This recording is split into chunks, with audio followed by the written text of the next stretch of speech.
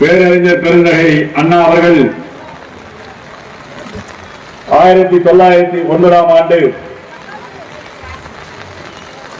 நமக்கு அருகாமையில் இருக்கின்ற காஞ்சி மாநகரிலே பிறந்து இன்றைக்கு உலகமெல்லாம் வாழ்ந்து கொண்டிருக்கின்ற தமிழ் மக்கள் எல்லாம் தமிழன் என்று சொல்லடா, தலைநிமிர்ந்து நில்லடா என்ற கோட்பாட்டிற்கு நாம் எல்லாம் ஒரு ஆளாக இருக்கிறோம் என்று சொன்னால் அதற்கு காரணம் பேரறிஞர் பெருந்தகை அண்ணா அவர்கள் தான். ஏனென்று சொன்னால் வெள்ளையர் ஏகாதிபத்தியம் நடந்து கொண்டிருந்த போதே பகுத்தறிவு பெரியார் தந்தை பகுத்தறிவு பகலவன் தந்தை பெரியார் அவருடைய கோட்பாடுகளால் ஈர்க்கப்பட்டு ஒரு ஏழை நெசவாள குடும்பத்திலே பிறந்து தன்னுடைய இளமை கால கல்வி படிப்பை சென்னை மாநகரத்திலும் காஞ்சிபுரத்திலும் முடித்து நாடாளுமன்றத்திலும் சரி சட்டமன்றத்திலும் சரி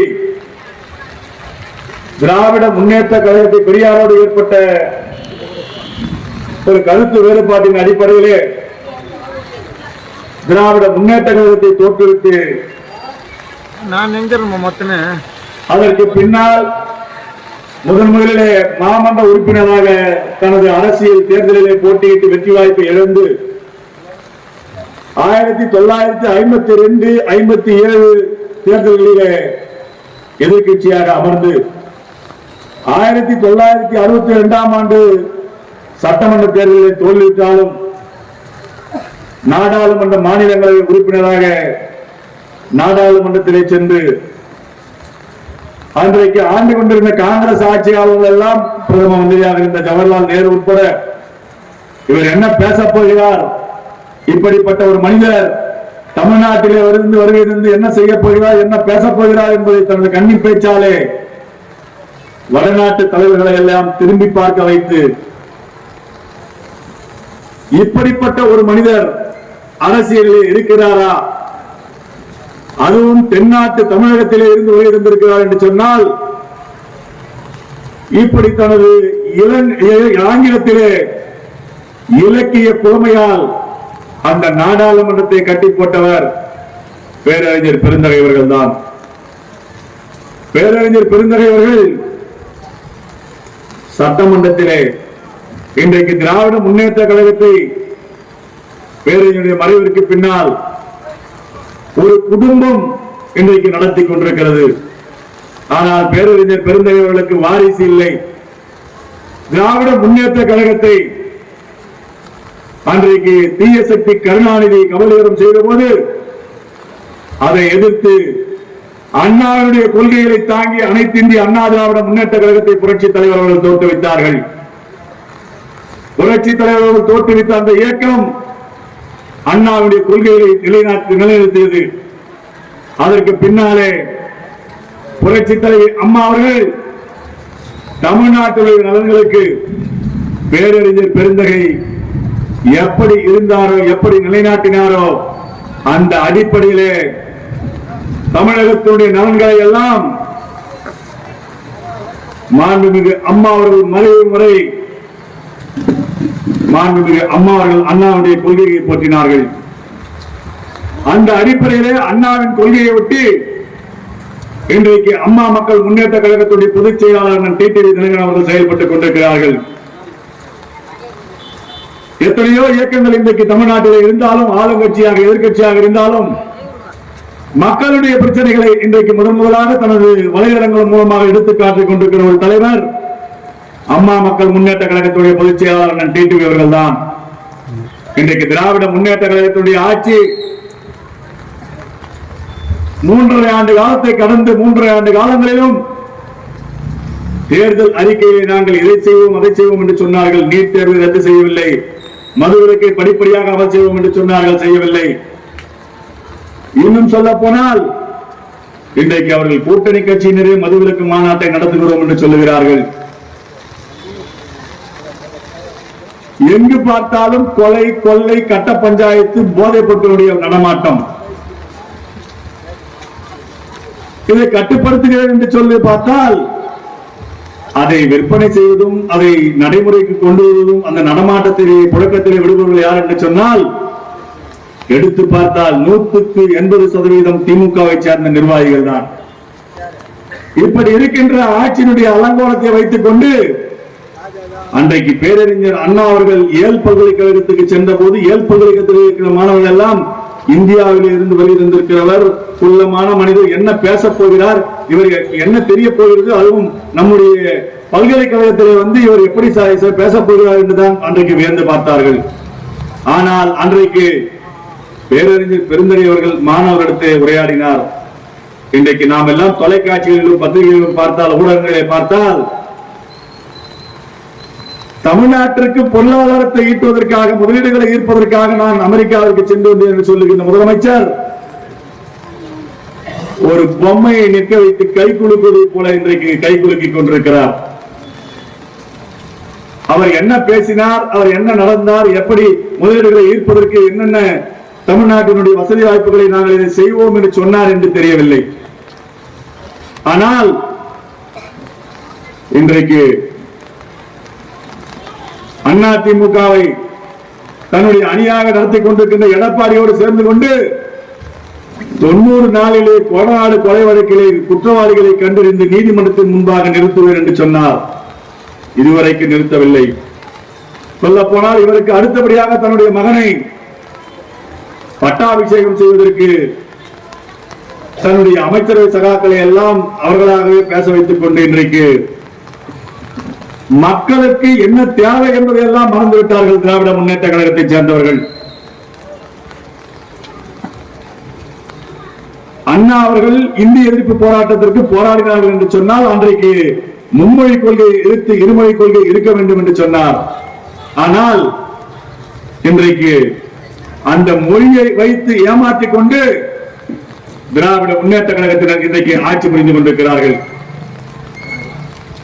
ஒரு சட்டமன்ற உறுப்பினர், நாடாளுமன்ற உறுப்பினர், அமைச்சர் இருக்கிறாரா இல்லையா என்று இன்றைக்கு தெரியவில்லை.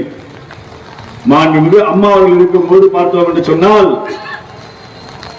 அனைத்து அமைச்சர்களும், சட்டமன்ற உறுப்பினரும், நாடாளுமன்ற உறுப்பினரும், அரசு பிரதிநிதிகளும் மக்களுக்கான தேவைகளை செய்வதற்கு, மக்களுக்கான நலத்திட்டங்களை வழங்குவதற்கு என்னென்ன செய்ய வேண்டுமோ அவற்றிற்கு அடித்தளமிடுவதற்கு தான் மாண்புமிகு அம்மா அவர்கள் அன்றைக்கு அரசு பிரதிநிதிகளை வைத்திருந்தார்கள்.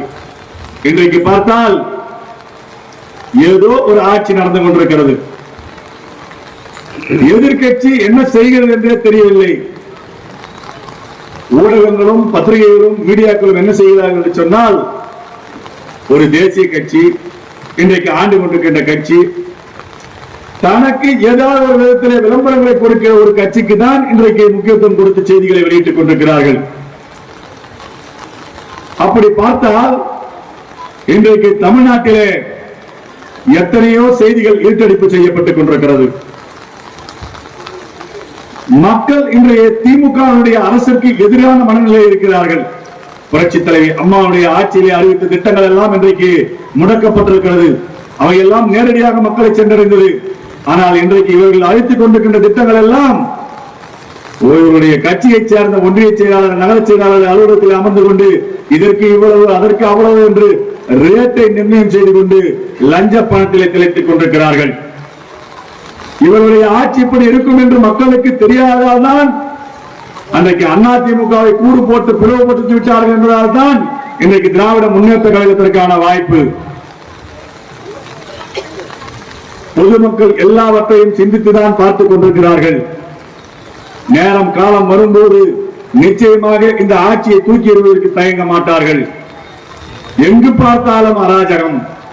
இவற்றுக்கு முடிவு கட்டுவதற்கு 2026 ஆண்டு தேர்தலிலே அம்மா மக்கள் முன்னேற்ற கழகத்தினுடைய கூட்டணி நிச்சயமாக தமிழகத்தினுடைய அரசியல் போக்கை மாற்றும் என்பதற்கு ஐயமில்லை என்பதை இந்த கூட்டத்தின் மூலமாக தெளிவுபடுத்த விரும்புகிறேன்.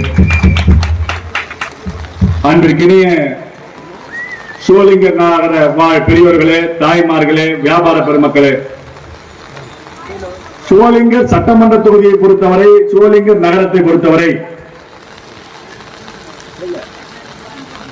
காந்தி சிலைக்கு பின்னாலே ஒரு அரசியல், காந்தி சிலைக்கு அப்பாற்பட்ட ஒரு அரசியல் நடந்து கொண்டிருக்கும். இப்போது இல்லை, இது காலங்காலமாக இந்த ஊரை சேர்ந்தவர்கள் எல்லாம் மற்றவர்களை ஏமாற்றி இன்றைக்கு வரை அரசு பொறுப்புகளில் இருந்து கொண்டு இந்த நகரத்தை வஞ்சித்துக் கொண்டிருக்கிறார்கள் என்பதுதான் உண்மையான விஷயம்.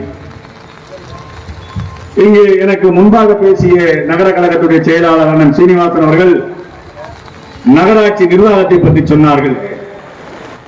அம்மா மக்கள் முன்னேற்ற கழகத்தின் சார்பிலே 27 வார்டுகளிலே 20 வார்டுகளை போட்டியிட்டோம். 4 நகரமன்ற உறுப்பினர்கள் மக்களால் தேர்ந்தெடுக்கப்பட்டார்கள். 2-3 வார்டுகளிலே சொற்ப வாக்குகள் வித்தியாசத்திலே வெற்றி வாய்ப்பை இழந்தோம். ஆனால் இன்றைக்கு அதிமுகவை நாங்கள் தான் கையில் வைத்திருக்கிறோம் என்று சொல்பவர்கள் எல்லாம் அவர்கள் எத்தனை வார்டுகளிலே போட்டியிட்டார்கள், எத்தனை நகர்மன்ற உறுப்பினர்கள் இடத்திலே வெற்றி பெற்றிருக்கிறார்கள் என்று கேட்டு பாருங்கள். ஏனென்று சொன்னால் காந்தி சிலைக்கு அப்பாற்பட்ட ஒரு அரசியல், காந்தி சிலைக்கு இந்த பக்கம் ஒரு அரசியல். இன்னும் சொல்ல போனால் இந்த நகராட்சிக்கு தலைவர் நகரமன்ற தேர்ந்தெடுக்கப்பட்ட நகரமன்ற உறுப்பினர்களால் தேர்ந்தெடுக்கப்பட வேண்டும் என்ற அடிப்படையில் தேர்ந்தெடுக்கப்பட்டிருக்கிறார். ஒரு பெண் தலைவி தேர்ந்தெடுக்கப்பட்டிருக்கிறார். அவருடைய கணவர் நகர்மன்ற உறுப்பினராக இருக்கிறார். இதற்கு முன்பு பேரூராட்சி மன்ற உறுப்பினராகவும் இருந்திருக்கிறார். அதிமுக ஆட்சியிலும் இருந்திருக்கிறார். ஏனென்று சொன்னால் இந்த சோளிங்கர் நகரத்தை பொறுத்தவரை 1972ஆம் ஆண்டு புரட்சித் தலைவர் அவர்கள் அனைத்து இந்திய அண்ணா திராவிட முன்னேற்ற கழகத்தை தோற்றுவித்த நாளிலே இருந்து இன்றைக்கு வரை அண்ணா திமுக என்று சொன்னால் அந்த 170% பேர் காட்டி கொடுத்த துரோகிகளுடைய புகலிடத்தை தான் அவர்கள் அனுபவித்துக் கொண்டிருந்தார்கள். இவர்களோடு சேர்ந்து கொண்டு திமுகவினரோடும் காங்கிரஸ் கட்சியோடும் சேர்ந்து கொண்டு எத்தனையோ துரோகிகள் இன்றைக்கு இடம் தெரியாமல் காணாமல் போயிருக்கிறார்கள். அவரோடு கூட்டு சேர்ந்தவர்கள் எல்லாம் ஒரு நகர்மன்ற தலைவி நகர்மன்ற உறுப்பினரால் தேர்ந்தெடுக்கப்பட்ட பின்னால் ஆளுங்கட்சியை சேர்ந்தவர்கள் பெருவாரியான இடத்திலே வந்தார்கள், தேர்ந்தெடுக்கப்பட்டார்கள். இதிலே மாற்று கருத்து இல்லை. ஆனால் ஒரு நகர்மன்றத்தினுடைய தலைவி அவருடைய கணவர் நகர்மன்ற தலைவி கூட ஒப்புக்கு ஏதோ அந்த ஜீப்பிலே வலம் வந்து கொண்டு அமைதியாக வந்துவிட்டு ஏதோ நடக்கிறதா நடக்கிறது, அவ்வளவுதான். நகர்மன்றத்திலே அம்மா மக்கள் முன்னேற்ற கழகத்தை சார்ந்த ஒரு நகர்மன்ற உறுப்பினர் சுரேஷ் அவர்கள் ஏதாவது கேள்வியை கேட்டால் நகர்மன்ற தலைவி பதிலளிப்பதில்லை. நகர்மன்ற தலைவனுடைய கணவரும் துணைத் தலைவர் ஒருவர். இந்தியாவிலே உலக அளவிலே எத்தனையோ கோட்டீஸ்வரர்கள் எத்தனையோ ஒப்பந்ததாரர்கள் எல்லாம் இருக்கிறார்கள். ஒரு துப்பாக்கூர் வேலையை செய்து கொண்டிருக்கின்ற ஒரு ஒப்பந்தத்தை செய்து கொண்டிருக்கிற நபர் இவர்கள் தான் பதிலளித்துக் கொண்டிருக்கிறார்கள். ஏதாவது கேட்டால் உங்களால் முடிந்ததை பார்த்துக் கொள்ளுங்கள். ஒன்றும் அதில் வார்த்தைகளே வித்தியாசம் இருக்கிறது. உங்களால் ஒன்றும் முடியாது. அப்படி முடிகிறதா முடிந்ததா இல்லை என்றுதான் இன்றைக்கு நகராட்சி தலைவருடைய பெயரிலே அண்ணன் சீனிவாசன் அவர்கள் சொன்னார்கள். உண்மையிலேயே அந்த நகராட்சி தலைவருடைய கணவருக்கு அவருக்கும் ஈனம் மானம் சூடு சொரண ரோஷம் எதுவுமே கிடையாது. நான் 2011ஆம் ஆண்டு பேரூராட்சி மன்ற தலைவராக நின்று தோல்வியை தழுவினேன். இத்தனை கோடி செலவாகிவிட்டது. அவற்றையெல்லாம் நான் இப்படி கொள்ளையடித்து திருடித்தான் சம்பாதிக்க வேண்டும் என்று வெளிப்படையாக சொல்லுகிறார் ஒரு நகர்மன்ற முன்னாள் உறுப்பினர். இதற்கு எதற்கு உனக்கு வெள்ளை வேட்டி வெள்ளை சட்டை? நீ இதற்கு முன்பு செய்து கொண்டிருந்த தொழில் என்ன? கள்ளச்சாராயம். ஆந்திராவிலே மதுபானத்திலே அந்த ஒரு கடை நடத்த வேண்டியது, கள்ளத்தனமாக பார் நடத்த வேண்டியது. எத்தனை முறை பள்ளிப்பட்டு ஸ்டேஷன்ல ஆர்கேப்பட்டு ஸ்டேஷன்ல எல்லாம் எத்தனை உட்கார வச்சிருப்பாங்க. ஒரு பைக் திருட்டு பைக் கூட வாங்கி ஓட்டின காலம் உண்டு, யமகா பைக். அது நம்பர் கூட ஞாபகம் இருக்குது. அப்படிப்பட்ட ஒரு நபர் உனக்கு இருந்தது 1 ஏக்கர், அவங்க அப்பா வச்சது 1 ஏக்கர் 1.5 ஏக்கர் அவங்க பரம்பரைக்கு வெள்ளாத்தூர் ஓடையில. அந்த இந்த 2 தினங்களுக்கு முன்பாக இங்கே தியாகிகளுடைய கூட்டம் நடந்தது, அதிமுக கூட்டம். அந்த கூட்டத்தொடருக்கு விளக்கம் பின்னாலே தருகிறேன். ஒரு நகராட்சி தலைவி உறுதிமொழியை ஏற்றுக்கொள்கிறார். நகராட்சியுடைய சட்டத்தின் அடிப்படையிலே, தேர்தல் ஆணையத்துடைய சட்டத்தின் அடிப்படையிலே உறுதிமொழி எடுத்துக்கொண்டவர் உறுதிமொழியை மீறி தனக்கு சொந்தமே இல்லாத 645/2A சர்வே நம்பர், இதற்கு இங்க இருக்கிற ஈபியில் இருக்கிற அதிகாரி, நகராட்சியில் இருக்கிற அதிகாரி, தாசில்தார், ஆர்ஐ, மணியகார் எல்லாருமே மொத்த பேருமே சப்போர்ட். எப்படி என்று சொன்னால் அந்த இடத்திலே இவர் 4 பேர் பார்ட்னராக சேர்ந்து சுந்தரராஜ நாயுடு அவர்களிடத்தில் இருந்து அந்த ஜானகிராம நாயுடு கல்யாண மண்டபத்தை சேர்ந்த உரிமையாளரிடத்திலே மனை பிரிவை ஏற்படுத்தினார். அந்த மனை பிரிவை ஏற்படுத்தியது மனையை விட்டு விட்டார்கள். ஆனால் உனக்கு எங்கே இருந்து வந்தது? அங்கு 645(2)A என்பது அரசுக்கு சொந்தமான வழிப்புறம்போக்கு. ஏற்கனவே ஏடிஎஸ் வில்லா, இப்போது கூட சென்று பாருங்கள். இங்கே இருக்கின்ற நகராட்சியுடைய ஆணையாளர், தாசில்தார், சர்வேயர் அத்தனை பேரும் மாவட்ட ஆட்சியருக்கு ஒரு ரிப்ளை அனுப்புகிறார்கள். பதில் என்னவென்று சொன்னால், யாரோ ஒரு கொடுத்த தகவலுக்கு, இன்னும் சொல்ல போனால் அம்மா மக்கள் முன்னேற்ற கழகத்தினுடைய 4 வார்டு உறுப்பினர்கள் மாவட்ட ஆட்சித்தலைவரை சந்தித்து மனு கொடுத்ததன் அடிப்படையில் என்ன சொல்வார் என்று சொன்னால், 10வது நோட்டீஸ் அவர்களுக்கு வழங்குகிற இடம் அண்ணாமலை மகன் அசோகன், அங்கே கடையும் சுற்றுச்சூழலும் கட்டப்பட்டுள்ளதாம். சோளிங்கர் நகரில் இருக்கிற வியாபார பெருமக்கள், அரசியல்வாதிகள், அதாவது அரசியல்வாதிகளாக இருந்தாலும் நமக்கு என்ன என்று சொல்லி அவர்களோடு கூட்டாக இருக்கின்ற எல்லா கட்சியை சேர்ந்தவர்களும் வில்லா, இவருடைய மகன் ஒரு லைசன்ஸ் சர்வேயர் பில்டர். இந்த பக்கம் பார்த்தால் தக்கான்புரம் இயற்கை எழில் கொஞ்சம், இந்த பக்கம் பார்த்தால் மேற்கே மலை கொஞ்சம். அப்படி நம்ம வில்லாவிலே தமிழ் ஒரு சுகமாக இருக்க வேண்டும் என்பதற்காக டேடி நாம் கட்டிவிடலாம் என்று சொன்னாராம். ராஜா அப்பாக்கு சொல்லணும், அப்பா புறம்போக்கு எடுத்து அனுப்பக்கூடாது, நம்ம சந்ததி நல்லா இருக்கணும்.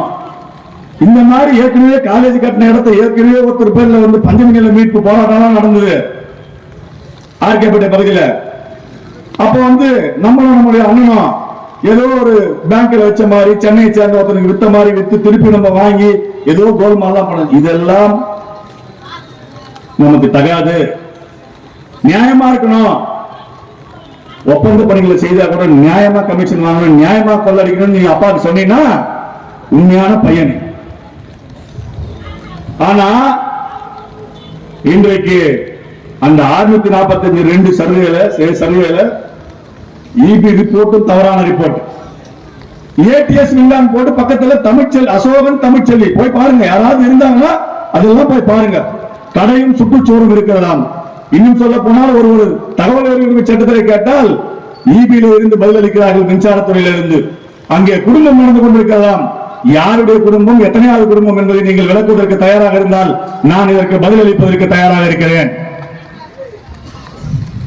அடுத்தபடியாக நகராட்சியில ஒப்பந்தப்படி இப்போது அந்த கட்டிடத்தை இடிப்பதற்கு சென்னை உயர்நீதிமன்றம் ஆணை பிறப்பித்திருக்கிறது. 12 வாரங்கள் 3 மாதங்களுக்குள்ளாக அந்த கட்டிடம் இடிக்கப்பட வேண்டும். ஒப்பந்த பணிகள் அனைத்துமே எல்லோருமே எடுப்பது எஸ்எல் பாபு. அவருடைய சொந்த ஊர் பக்கத்தில் இருக்கிற இந்த கொண்டாபுரம். அவர் ஒப்பந்ததாரர் ரினியூவல் பண்ணாமலே, ஒப்பந்தத்தை புதுப்பிக்காமலே இங்கே ஒரு ஆணையாளர் வந்திருக்கிறார். தமிழ்நாடு அரசுக்கே சட்டத்தையும் சென்னை உயர்நீதிமன்றத்துக்கு கூட சட்டத்தை கற்றுக் கொடுப்பவர் போல் பேசிக் கொண்டிருக்கிறார்.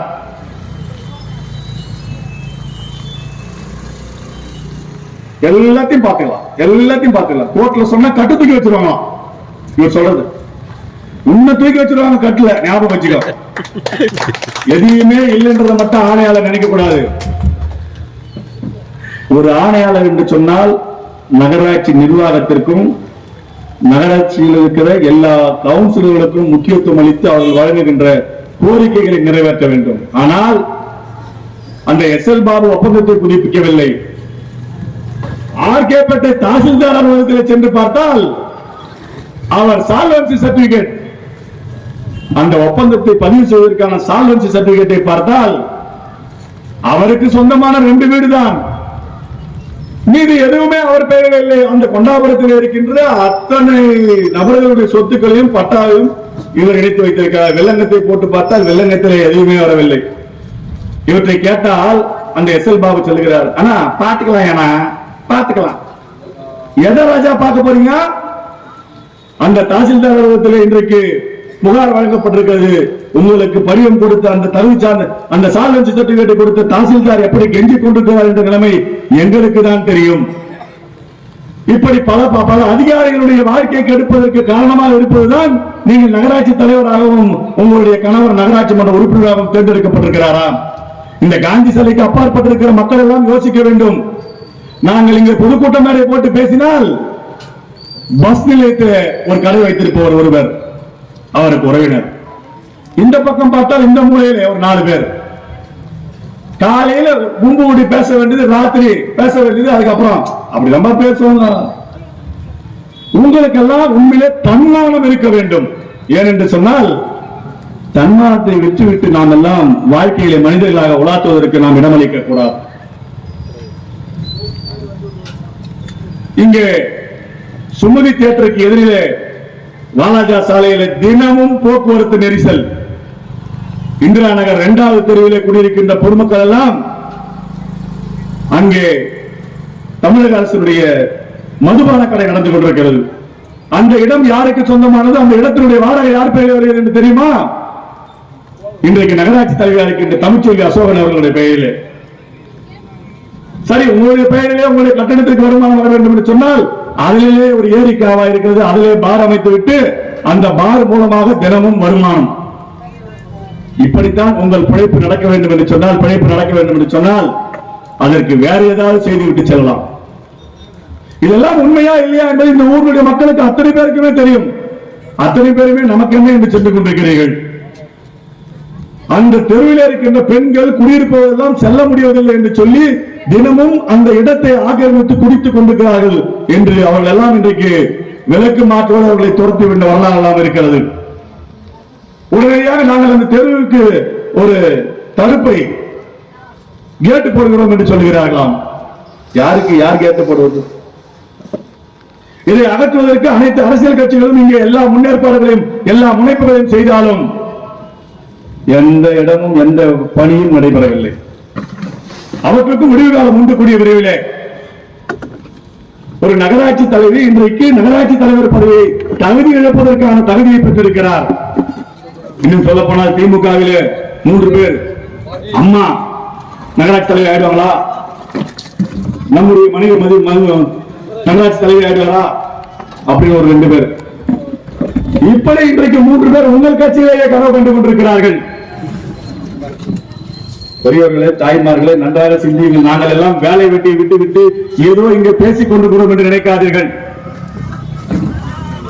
திடக்கழிவு பற்றி சீனிவாசன் அவர்கள் சொன்னார்கள். சென்று பாருங்கள், ஸ்ரீவாரி ஏஜென்சிஸ் ஒருத்த கான்ட்ராக்ட் எடுத்திருக்கிறான். அவன் எங்காவது இங்க வந்து வேலை செய்யறான்னு போய் பாருங்க. இப்படித்தான் நகராட்சி நிர்வாகம். அதற்கு மேற்பார்வையாளர் யார்? இன்றைக்கு அரசுடைய சார்பில் நகராட்சிக்காக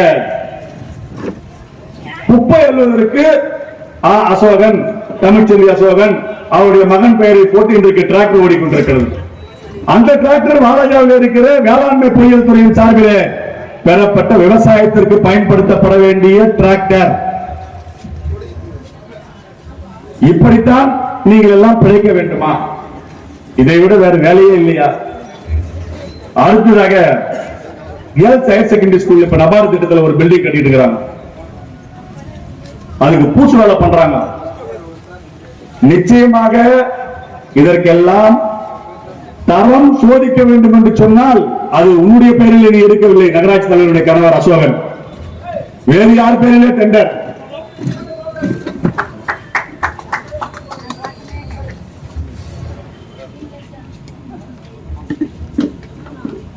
பூசு வேலை செய்கிறார்கள். மாணவிகள் படிக்கப்பட வேண்டியவர்கள், மாணவிகளுடைய எதிர்காலம். 2000க்கும் மேற்பட்ட மாணவிகள் படிக்கின்ற இடம். இப்படித்தான் உங்கள் பிழைப்பு என்று சொன்னால் என்ன நடப்பது? தமிழ்ச்செல்வி அவர்கள் அந்த புறம்போக்கிடத்தில் அனுபவித்துக் கொண்டிருக்கின்ற வில்லாவிற்கு ஈபியிலே ஒரு உறுதிமொழி பத்திரம் வழங்கியிருக்கிறார். அதிலே கையெழுத்து கூட போலியான கையெழுத்து. இவர் வந்து ரியல் எஸ்டேட் செய்து கொண்டிருக்கிறார். இந்த நகராட்சி தலைவருடைய கணவர். நான் அஸ்வினி ஸ்கூல் அருகிலே ஒரு நிகழ்ச்சிக்கு சென்று திரும்பும் போது நகராட்சியிலே பணியாற்றுகின்ற பணியாளர்கள், ஒப்பந்த பணியாளர்கள் தினமும் அவர்களுக்கு 350 ரூபாய் கூலி கொடுத்து பெண்களை வரி வசூல் செய்வதற்கு அனுப்புகிறார்கள். இதற்கெல்லாம் ஆணையாளர் கேள்வி கேட்டிருப்பாரா? அந்த அசோகன் என்பவரிடத்திலே கூட்டாளியாக பணிபுரிகிற தொழில் செய்கிற ரியல் எஸ்டேட் அதிபரிடத்திலே நான் போன் செய்து அந்த பெண்கள் இவருடைய ரியல் எஸ்டேட் விளம்பர நோட்டீஸை வீடு வீடாக கொடுத்துக் கொண்டிருக்கிறார்கள்.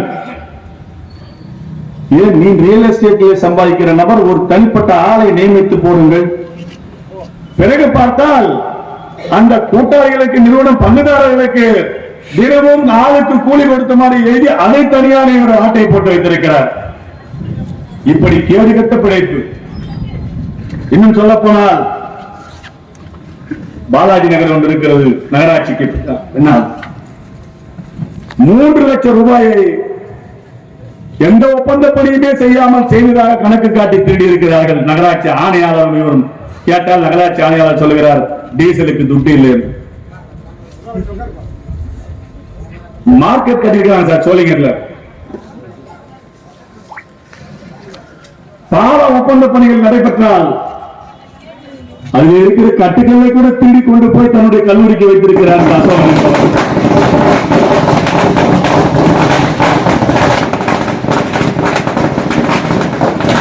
மின் இணைப்பை பெறுவதற்கு இருப்பு குழாயிலே அந்த ஒயரை இணைப்பு கொடுக்க வேண்டும்.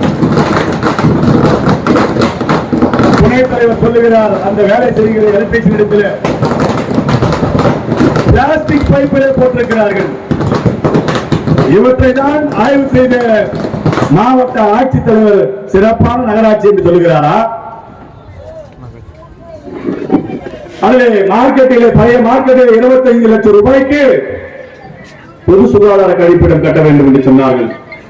அதிலே 10 லட்சம் ரூபாய்க்கு கட்டிவிட்டு 15 லட்சத்தை வேறு பணிக்கு அப்பகார குளத்தில் அவர்கள் திருப்பி விட்டார்களாம். ஒரு ஒப்பந்த பணி என்று சொன்னால் 25 லட்சம் என்று சொன்னால் அதிலே இவ்வளவு பணி செலவானது என்று சொன்னால் மீதி பணத்தை அரசாங்கத்திற்கு நகராட்சிக்கு தான் திருப்ப வேண்டுமே தவிர நகராட்சியில் இருந்து இவர்களாகவே முடிவு செய்து அந்த இடத்திலே கட்ட வேண்டும் என்று சொல்வதெல்லாம் பின்னாலே பதில் சொல்வதற்கு தயாராக இருக்க வேண்டும். அதே போல புலிவலம் பகுதியிலே 2-3 தினங்களுக்கு முன்னால் இந்த கோயிலினுடைய இணை ஆணையாளர், துணை ஆணையாளர் ஒரு மனுவை தாசில்தார் இடத்தை கொடுத்திருக்கிறார். கோயிலினுடைய நிலம் ஆக்கிரமிப்பு செய்யப்பட்டிருக்கிறது என்று. அதிலே கூட திரு அசோகன் அவர்கள் ஆக்கிரமிப்பு செய்திருப்பதாக இன்றைக்கு தகவல்கள். அதற்கான ஆதாரங்களை நாங்கள் எடுத்துக் கொண்டிருக்கிறோம், எடுத்தவுடன் சொல்லுகிறோம். துணைத் தலைவர் அவர்கள் நகராட்சி கட்டிடத்தை கட்டினார்கள், இன்றைக்கு ஆஸ்பத்திரியிலே கட்டிடத்தை கட்டிக் கொண்டிருக்கிறார்கள். ஒரு ஒப்பந்ததாரர் என்று சொன்னால் அவர் பெயரில் தற்கால மின் இணைப்பு வழங்கப்பட வேண்டும். ஆனால் மருத்துவமனையில திருட்டு கரண்ட், நகராட்சியில திருட்டு கரண்ட், இவற்றை எடுத்துவிட்டு இன்றைக்கு ஆணையாளர் சொல்லுகிறார், நான் அவருடைய ஒப்பந்த பணிக்கு வழங்கப்பட வேண்டிய பணி, ஆனால் ஒப்பந்தம் அவர்கள் பெயரில் இல்லை, யாரோ குடியாத்தத்தை சேர்ந்தவர் பெயரில் இருக்கிறது. 70,000 ரூபாய் நான் பிடித்தம் செய்து விட்டேன். ஏன்? நீங்கள் ஆணையாளராக வந்த பிறகு கட்டிட பணி நடந்து கொண்டிருக்கிறது. எவ்வளவு மின் இணைப்பு அதிகமாக நாம் கட்டுகிறோம் என்பதை நீங்கள் அதில் கவனத்தில் ஏன் கொள்ளவில்லை? பேசுவதற்கு மட்டும் நான் தான் யோக்கியமானவன், என்னை யாரும் ஒன்றும் செய்ய முடியாது, நான் தலைமைச் செயலகத்திலே எல்லாவற்றையும் பார்த்து கீழ்த்தி எறிந்துவிட்டுதான் இங்கே வந்திருக்கிறேன் என்று மார்த்தட்டிக் கொள்வதெல்லாம் எங்களிடத்திலே வேண்டாம். நிச்சயமாக நாங்கள் செய்ய வேண்டும் என்று சொன்னால் நிச்சயமாக உங்களுக்கு பாதிப்புகள் சட்டத்தின் அடிப்படையில் இருக்கும் என்பதை நான் இந்த கூட்டத்தின் வாயிலாக உங்களுக்கு முதலாகவும், நீங்கள் இங்கிருந்து மாற்றமாக போனாலும் சரி, நிச்சயமாக எந்த விதத்திலே எங்கு உங்களுக்கு பிரச்சனை ஏற்படுமோ அது நிச்சயமாக ஏற்படும் என்பதை உங்களுக்கு நிச்சயமாக நான் இந்த பொதுக்கூட்டத்தின் வாயிலாக தெரிவித்தேன். பஜார் தெருவிலே சிமெண்ட் சாலை அமைக்கப்பட்டதாக அண்ணன் சீனிவாசன் அவர்களும் விஜயன் அவர்களும் பேசினார்கள். சிமெண்ட் சாலை பஜார் தெருவிலே எல்லா வியாபாரிகளும் இருக்கிறார்கள். அனைத்து சமுதாயத்தை சார்ந்தவர்கள், அனைத்து கட்சியை சார்ந்தவர்கள், அனைத்து மதத்தை சார்ந்தவர்கள் இருக்கிறார்கள். உண்மையிலே சிமெண்ட் ரோடு போடுவது குறித்து அந்த பகுதியில் இருக்கின்ற திமுகவினர் உட்பட எல்லோருமே பிரச்சனையை ஏற்படுத்தினார்கள். அங்கே ஒரு துணி வியாபாரி, பிரசித்தி பெற்ற ஒரு ஜவுளி நிறுவனம், பல ஆண்டு காலமாக அந்த பஜாரில் அவர்கள் தொழில் செய்கிறார்கள். அவர்கள் ஏதோ ஒரு சிறுபான்மை சமூகத்தை சார்ந்தவர்கள் என்று சொன்னவுடன் அந்த துணைத் தலைவரும் தலைவரும் உடனே இருசக்கர வாகனம் சென்று விட்டார். உடனே நகராட்சியுடைய ஆணையாளர் வந்து விட்டார். உங்களுடைய நிறுவனத்தில் பிளாஸ்டிக் பை விற்கப்படுவதாக சொல்லுகிறார்கள். ரோடு சரியாக போடப்படவில்லை என்று சொன்னவர்கள் பெயிண்ட், அந்த பெயிண்டும் அந்த பகுதியில் வியாபாரி சங்கத்தில் முக்கிய பிரமுகர், நகரத்தில் ஒரு நகராட்சியினுடைய வார்டு உறுப்பினர், மிகப்பெரிய கட்சியினுடைய நகர தலைவர், அவர் கூட வாயத்திலிருந்து கேட்பதில்லை. அவர் என்ன கேட்கிறார் என்று சொன்னால், தொடப்பம் இது அது எதுவுமே என் கடையில வாங்குறதில்லை, நீங்க வெளியே வாங்கி கொள்ளடிக்கிறீங்க. இப்ப அதையும் அவர் கடையில வாங்காம அவர் வேற பேர்ல பில்லு போட்டு கொடுக்குற மாதிரி பேசணும்னா அவர் சமாதானம் ஆயிட்டார். பெயிண்ட் அடிச்சு வச்சிருக்காங்க. இது எல்லா வியாபாரிகளுக்கு தெரியும். எந்த வியாபாரியாவது கேட்டாங்களா? கேட்டா நமக்கு ஏன் சார், எல்லாம் அவர் பார்த்துப்பாரு, யார் பார்த்துப்பாருன்னு தெரியல. இப்படி கொள்ளையடித்துக் கொண்டிருக்கிறார்கள். ஒவ்வொரு வார்டுக்கும் குடிநீர் இணைப்புக்காக குழாய் பதித்துக் கொண்டிருக்கிறார்கள். அந்த குழாய் பதிப்பதற்கு பள்ளம் தோண்டி குழாயை பதித்து விட்டு இருந்தாலும் பரவாயில்லை. இதற்கு ஒப்பந்த பணி அந்த துணைத் தலைவர் தான் முன்னேற்பாடாக வந்து பார்த்துக் கொண்டிருக்கிறார். யாரை பார்த்தாலும் பார்த்துக் கொள்ளலாம். அவர் என்ன எப்படிப்பட்ட ரவுடி என்று எங்களுக்கு தெரியவில்லை. அவருடைய கதா காலச்சேரம் எடுத்து சொன்னால் நேரம் பார்த்தார். இப்படி ஆடிக்கொண்டு போகக்கூடிய ஆட்டம் ஒரே ஒரு பானை சோற்றுக்கு ஒரு சோறு பதம் என்பதை போல அந்த தக்கான்குளம் அருகாமையிலே நகராட்சி தலைவருடைய பெயரால் புறம்போக்கிடத்திலே கட்டப்பட்டிருக்கின்ற அந்த வில்லாவை போய் பாருங்கள்.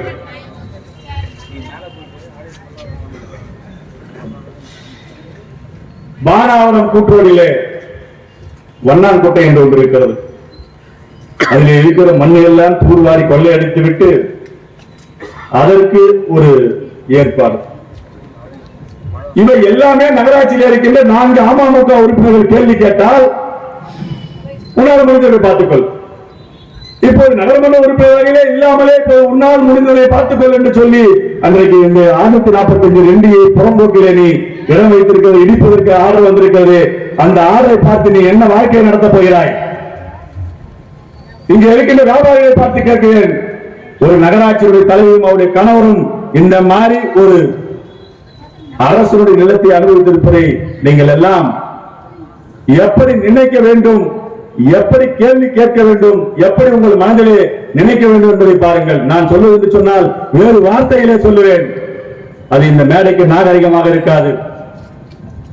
நமக்கென்று என்று சொல்லிவிட்டு வியாபாரிகள் தூங்காதீர்கள். வியாபாரி சங்கத்திற்கு கூட யார் யாரை விருந்தினராக அழைக்க வேண்டுமோ, யாரை பார்க்க வேண்டுமோ, யாரை செய்ய வேண்டுமோ 2 பேர் 3 பேர் தவிர சோழிங்கள் எவனுமே போறதில்லை. எவனுமே வியாபாரி சங்கத்துக்கு வந்து ஆளா தெரியாது. அடுத்து திமுக நகர செயலாளர் இருக்கார் அண்ணன் பிள்ளாண்டில ஏற்கனவே ஏமாற்றி பெறப்பட்ட ஒரு சொத்து 291 1 291 7. ரொம்ப பேசுறதுக்கு டைம் இல்ல. அவர் இன்றைக்கு சோழிங்கல் இருக்கின்ற சார் பதிவாளர் லஞ்ச ஒழிப்புத்துறை விசாரணை நடத்தினால் சார் பதிவாளரும் அந்த நகர செயலாளரும் நிச்சயமாக மாட்டிக்கொள்வார்கள் என்பதை இந்த பெருமாள் கோவில் முன்பாக சொல்லுகிறேன். நீங்கள் எல்லாம் உங்கள் மனசாட்சியை தொட்டு சொல்லுங்கள். புறம்போக்கிடத்தை அனுபவிக்கவில்லை, ரோடை வழிமறிக்கவில்லை. இதுதான் உங்களுக்கு ஆட்சி சொல்லிக் கொடுக்கின்ற பாடமா? 291 உட்பிரிவு 291 A1 சர்வேயரை மிரட்டுறது, தாசில்தாரை கூப்பிட்டு சொல்றது, இப்படிப்பட்ட ஒரு மோசடியான வாழ்க்கையை வாழ்ந்து கொண்டிருக்கின்ற இந்த நகரத்தில் இருக்கின்ற திமுகவினர், இன்னும் சொல்ல போனால் குட்கா வியாபாரம், மார்க்கெட்டில் குட்கா வியாபாரம் செய்து கொண்டிருக்கிறார்கள். வெளியூர்ல இருந்து வந்தவன் ஏதாவது கொஞ்சம் வியாபாரம் செய்துவிட்டால் அவன் வியாபாரம் செய்கிறான் என்று போட்டுக் கொடுப்பதற்கு திமுகவினுடைய முக்கிய பிரமுகர்கள். ஒருத்தர் குட்காவிட்டே நீங்க பல கோடி அதிபதி ஆயிட்டார். 291 A1 வாங்க. இதை ஒரு ஜவுளி வியாபாரிகளுடைய மகன்கள் 2 பேர் இன்றைக்கு அதை ரிஜிஸ்டர் செய்திருக்கிறார்கள். இந்த பகுதியில் இருப்பவர் நன்றாக சிந்தித்துக் கொள்ளுங்கள். இதற்கெல்லாம் அந்த இடத்தை நீங்கள் விலை கொடுத்து வாங்கியிருந்தாலும் நிச்சயமாக பதில் சொல்ல வேண்டும். அதே இடத்திலே ரோடு, நகராட்சிக்கு ரோடை தானமாக வழங்கியிருக்கிறார்கள். வரைமுறைப்படுத்தவில்லை. அவர் டிடிசிபி அப்ரூவல் பெறவில்லை. மனைக்கு இவ்வளவு கட்டிவிட்டு ஒரு ஸ்கொயர் ஃபீட்டுக்கு கட்டிவிட்டு வரைமுறைப்படுத்தப்பட்ட இடத்தை கூட இன்றைக்கு விற்பனை செய்திருக்கிறார். வெள்ளங்கத்திலே போய் பாருங்கள். சபரி சொல்லுகிறார், சேர்ந்தார் போல் என்று மணியாக்காரர் சதீஷ் என்பவர் கொடுத்திருக்கிறார். இவற்றுக்கெல்லாம் கூடிய விரைவிலே பதில் கிடைக்கும். அன்றைக்கு பாதிக்கப்படுகின்ற அதிகாரிகளை காப்பாற்றுவதற்கு நீங்கள் தயாராக இருக்க வேண்டும். பானாவரம், நான் இங்கே நகரமன்றத்தில் நகர அர்ப்பன் வங்கியுடைய தலைவராக இருந்தேன். அங்கே புறம்போக்கிலே கட்டி வைத்திருக்கிற ஒரு கட்டிடத்தை இன்றைக்கு அர்ப்பன் வங்கிக்கு நகராட்சியினுடைய தலைவருடைய கணவர் இன்றைக்கு வாடகை பெற்றுக் கொண்டிருக்கிறார். இன்னும் சொல்ல போனால் பால் ஸ்டோர் சங்கத்துக்கு சொந்தமான இடம். பால் உற்பத்தியாளர்கள், அங்கே வேலை செய்த பால் உற்பத்தியாளர்கள் அவர்களுக்கு கொடுக்கப்பட்ட அந்த இடம். இப்படி ஈனப்பட்ட பிழைப்பு தான். கேட்டால் நாளை காலை அவர்கள் பேசிக்கொண்டு போவது எனக்கு என்ன இருக்கிறது? உண்மையிலே தூங்கும் போது நினைச்சு பார்க்கணும். சத்தியமா இதெல்லாம் நம்ம பண்றோமே, இதெல்லாம் யாருக்கு கெடுதல், யாருக்கு கீடு? இவற்றை நினைத்து பார்த்தா சத்தியமாக ஒரு பிடி சோறு கூட ஒரு நாள் சாப்பாடு சாப்பிட முடியாது. நகரத்துடைய செயலாளராக இருக்கிறாரு, ஒரு படித்த வழக்கறிஞராக இருக்கிறாரு. அவர் போய் இன்னைக்கு கால்வாய் சார் 18 சென்ட் கால்வாய், இதற்கு கூடிய விரைவில் பதிவு செய்த சார் பதிவாளர் பதில் சொல்ல வேண்டும். இங்க யாராவது ரியல் எஸ்டேட் பண்றவங்க, மோசடியா ரியல் எஸ்டேட் பண்றவங்க நிறைய இருக்கிறாங்க. அவங்க எல்லாம் கொஞ்சம் சபரீஷ் சொல்லி வைங்க, கூடிய சீக்கிரம் வரும். இதுதான் உங்களுடைய திராவிட மாடல் ஆட்சி. அடுத்து இங்க பாரம்பரியத்துக்கு சொந்தக்காரர் சட்டமன்ற உறுப்பினர், 4 முறை சட்டமன்ற உறுப்பினர். 1967 இருந்து எத்தனை முறை தோக்கம், எத்தனை முறை மக்கள் நம்மளை புறக்கணிச்சாங்க, அதெல்லாம் நமக்கு காதலே கிடையாது.